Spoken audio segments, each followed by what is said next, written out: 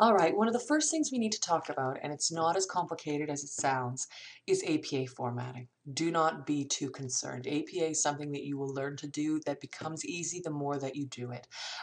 So what I want to do today is just give some basics in terms of what is a citation, how do you deal with a quotation, and how do you deal with a paraphrase. We'll see how quickly we can get through this.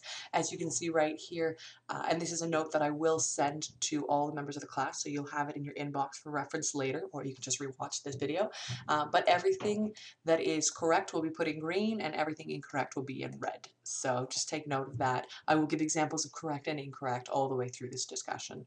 So the first thing I want to talk about is citations. A citation is simply after you've used some detail from the book, whether you've quoted it directly or you've given me a paraphrase, you need to tell me exactly where you found it so I can go and see it. So I can go and read the book and think, wow, great example, really well chosen. That's the idea anyway. So just so you know, a citation is made up of a couple of things. First of all, what you'd have is you'd have your introductory phrase. This is the essay that you're writing. And then you have the quotation that you choose.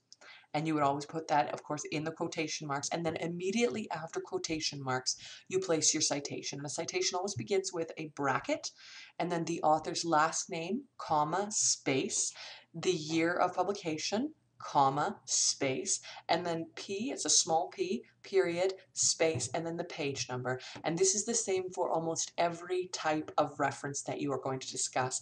In some, there's only one author, and so you only have one author's last name. If you have a text with two authors, you would include both. And I will tell you the cites and sources text will give you examples of how to deal with each kind of source, because there are some papers, especially in nursing, which have several authors, up to 10, 12 authors. And so in that case, you don't need to put all 12. There is a way of dealing with papers like that. So just be aware that you need to always check if you have more than one author, there's a different format, but it's going to always be very similar in terms of the rest of the citation. Couple of things to note.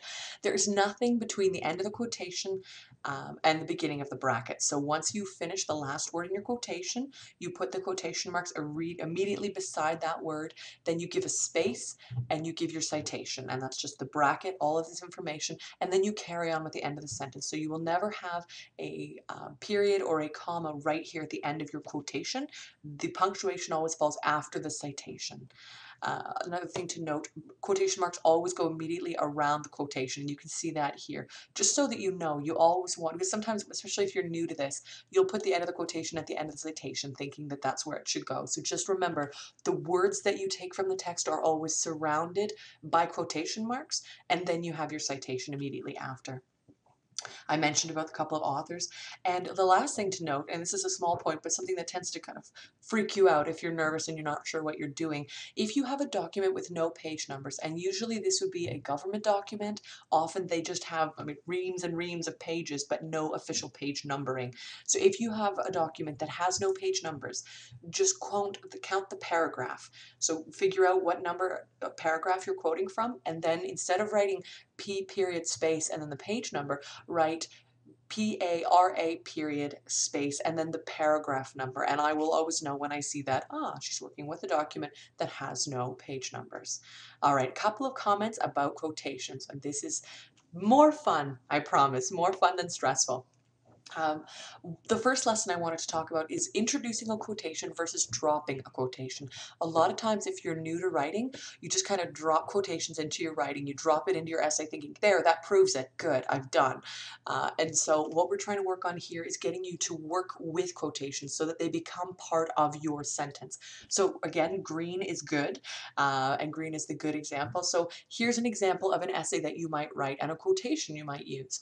And so it starts here. It is clear that the character is angry, like when she says, I hate you and this city. And then we have the close quotation mark and my citation. So you can see here, I have introduced the quotation into a larger sentence and I've given it a context. I've said, this girl says this girl feels this. You can see here, the second one, it is clear the character is angry, period. I hate you and this city, period. You haven't connected the quotation. I don't know who's talking. I don't know in what context. You haven't made it kind of a clear transition between the argument you're making and the quotation that you're giving. So the rule always is try to use words to introduce. And here I suggest you can say things like, as the author says, or the author argues that, in order to introduce that quotation.